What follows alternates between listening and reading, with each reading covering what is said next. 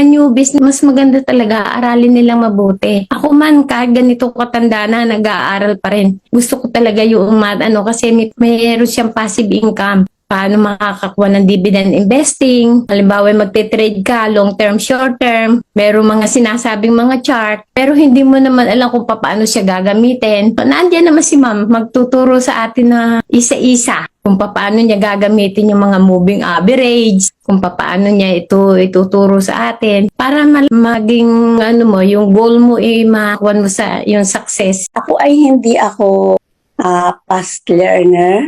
Kaya nga hindi ako matalino. Kabilang ako dun sa mga line of 7 ng estudyante. Excuse me.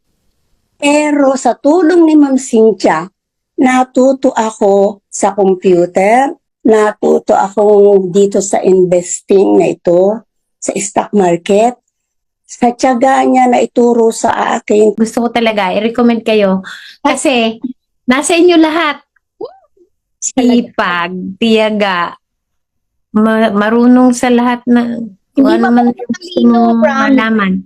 Hindi po ako matalino, parang matyaga lang. Hindi, ma'am. Talaga, gusto Hindi po ako yung matalino. iba matuto dahil sa inyo kasi matiyaga kayo at saka you are willing to impart all your knowledge to the Filipino people.